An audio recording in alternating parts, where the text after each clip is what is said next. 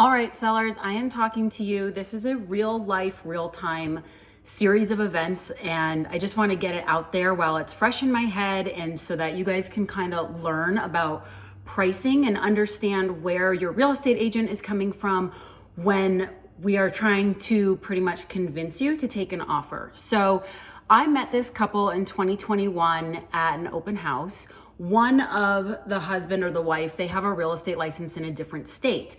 They own something in Scottsdale, and they received a referral from someone in their office for someone who was so great and would get the job done for them. And it turns out that after 6 months of working with this person, they didn't hear from that real estate agent. They didn't receive any communication, market updates, never heard of any showings, obviously didn't get any offers.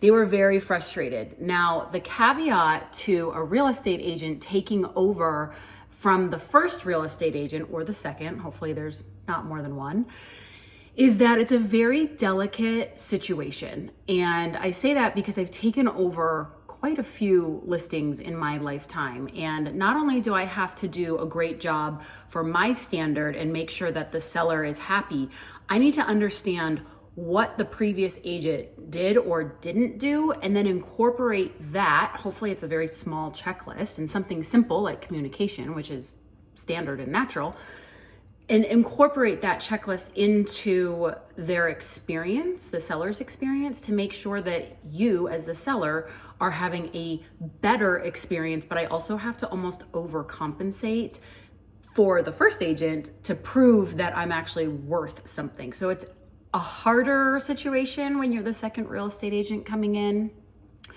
They had their home on the market for 6 months, and they contacted me about 3 weeks before their contract ended with this real estate agent. And it happens to be somebody who I'm friends with. And, once it canceled, we got our ducks in a row. But I made sure that on our very first meeting, I asked very detailed questions. Like I said, I wanted to know what it was that this real estate agent did or didn't do so that I didn't make that same mistake. Fortunately for me, they were things that are like non-negotiable, so it's not really a big deal for me.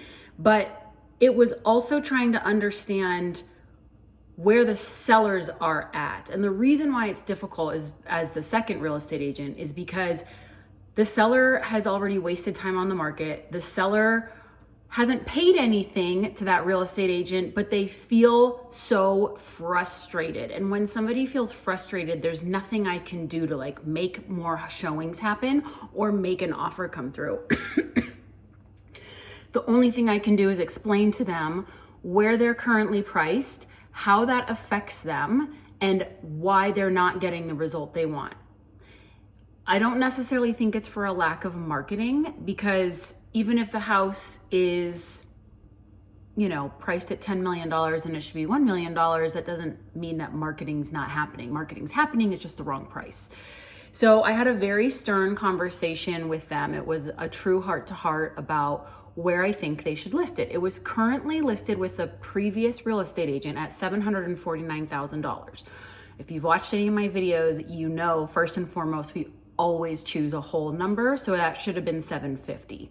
Upon looking into what has sold, the most recent sale in that community was for $630,000. So before I went to this meeting with them, I called all of the people who have sold something in that community in the last 6 months to understand the landscape of why it sold, why it sat on the market, how it sold, what the situation was. I tried to talk to as many agents on both the buy side and the sale side to get an understanding. So we honed in on this one listing that was $630,000 as a closed sale. Well, it turns out that the woman who owned it passed away, and her children were the people selling it, and they didn't really care, so they just kind of took the first low offer that came around. So with all due respect to the seller that I am currently working with, he took that and dismissed it, and he said, well, that doesn't count. I said, well, that does count. That is a closing in your community, And he said, well, people aren't going to understand why it sold for so low. And I said, it doesn't matter. It's a sale in the community. On paper, it closed for $630,000 within the last 6 months, and that is the highest that has sold within the last 6 months. So it doesn't matter what the reason is, it sold. So we were up against that. So when I came to him with a price, I told him that the range should be between 650 and 675. That was where I was comfortable listing it. And I told him, if we list at 650, you might still get a $630,000 offer. If you list at 675, you're definitely going to get a $630,000 offer, and it's going to feel like the window between 675 and $630,000 is really big. It's going to feel like almost insulting because it's $45,000. They decided to list at 675. Long story short, we ended up having an offer at $630,000 17 days in. So I got the job done, right? I brought them an offer. We had multiple showings, but only one offer. And I'm not really sure if he was offended, but he wasn't happy. And we countered back at 663, and then the buyer countered back at $650,000. I wrote him an email explaining why I think he should take the $650,000.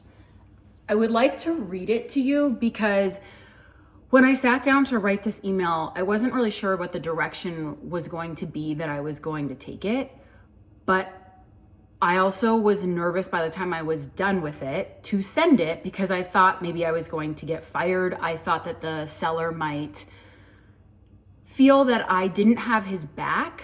Not that I was necessarily on the buyer's side, more that I didn't believe in the product. Now, this unit is a second story unit. It does live like a single family house. So you have 3 bedrooms, split floor plan, 1,800 square feet, and a 2-car garage. So it lives like a single family home, but you have the benefits of a condo community. So you're not, responsible for your roof or exterior paint. You're in a double gated community. There's a luxury there to that, and you have the convenience of the condo. So it was an interesting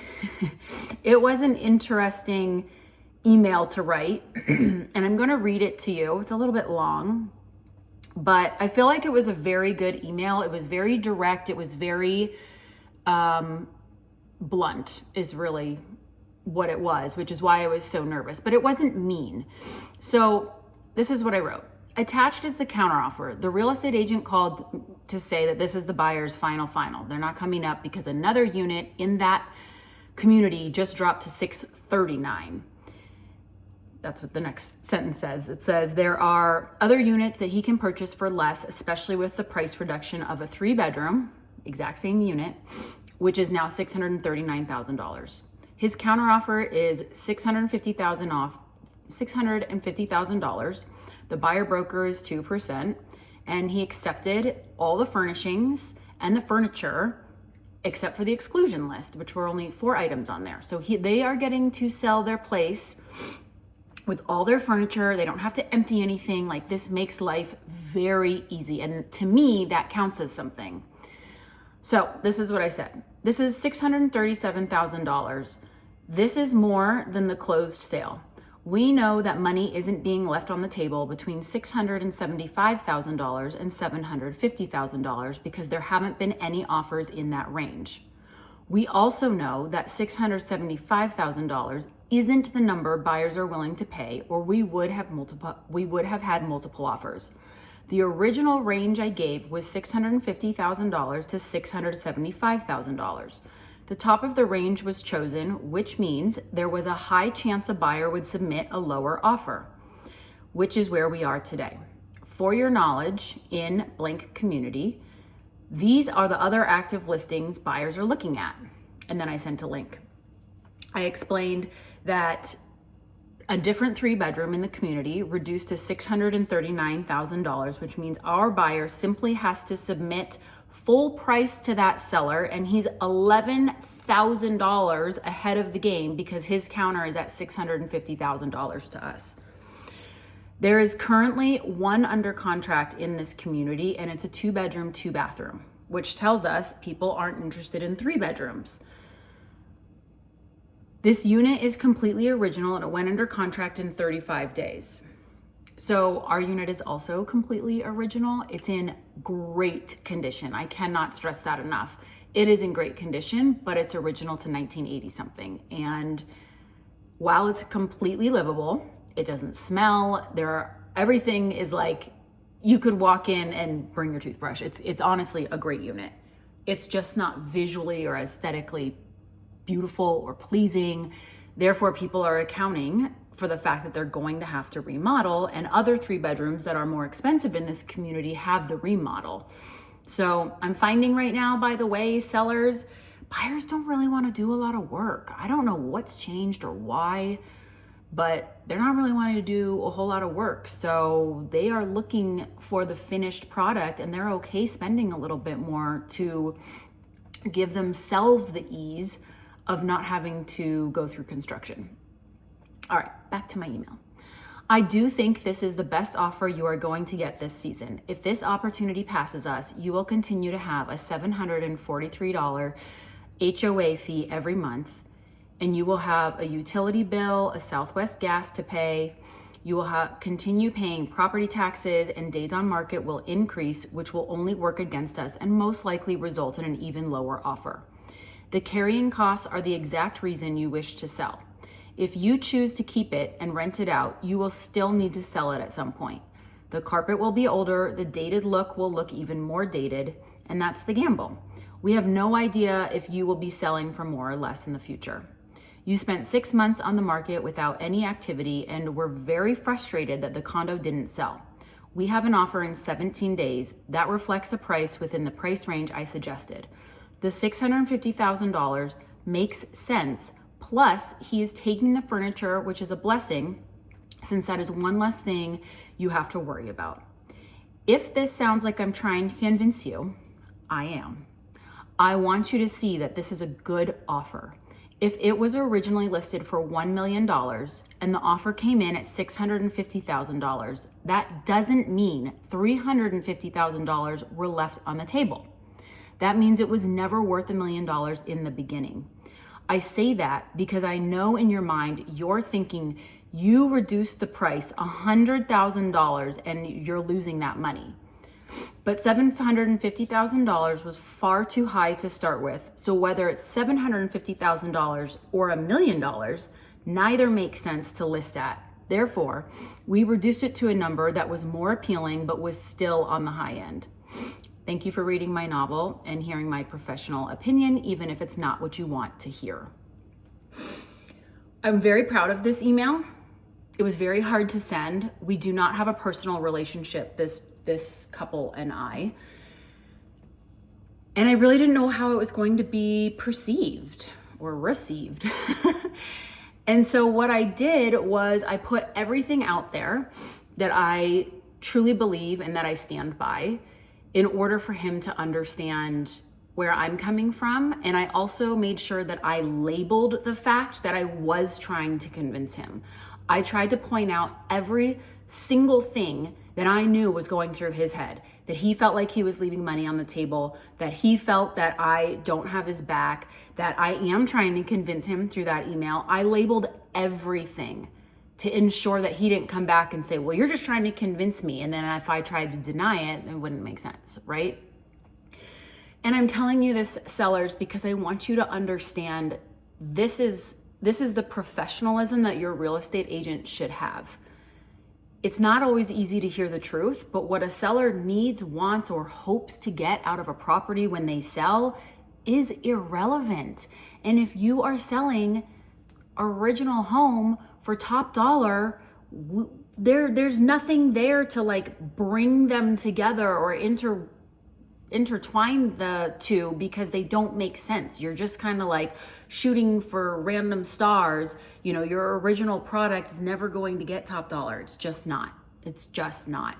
So if you want top dollar, then you need to do the updates to bring top dollar in. That's more money out of your pocket. That's a project you have to work on. If you don't want to do the work, then you have to price the unit or the home accordingly, which is going to be less. It's just, I've sold homes, I get it. It's hard to think that yours is not the best out there. And when I do take sellers around to other active listings, they of course always feel like theirs is the best. And I understand.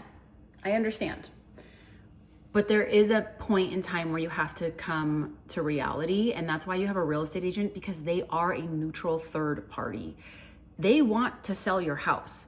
Hopefully you didn't choose somebody who's working from their ego and just wants to collect listings just to sell, just to like look cool on Instagram. Hopefully you hired somebody who wants to get the job done, who knows how to get the job done. And the price right now is so crucial, which is why I had that conversation with them up front before I even agreed to take the listing. It's probably like a 30-minute drive from my house.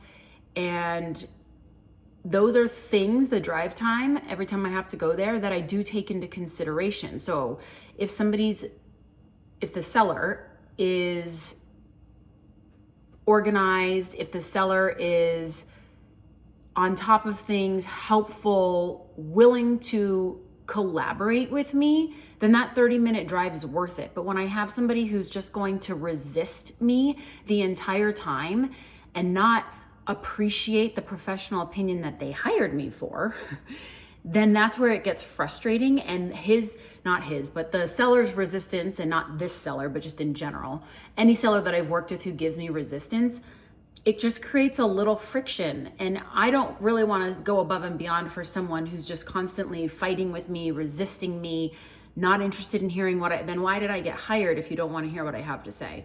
So, there really is a two-way street here, where I think that when one person goes above and beyond, the other person wants to mirror and match that, versus when somebody is giving a little bit of friction, the other person is going to also put that mirror up of butting heads.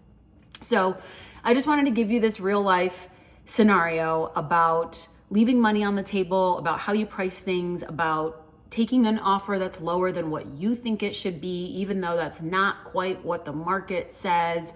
It's just kind of a little food for thought. I wanted to give you a real life, real-time scenario. So if you are not in Scottsdale and not in Miami, and you are looking for a real estate agent, I have a whole network of people that are highly vetted. I am happy to put you guys in touch. There is a link in the description so you can fill it out and send it over to me. I hope this helps and gives a little bit of perspective. So thank you for your time.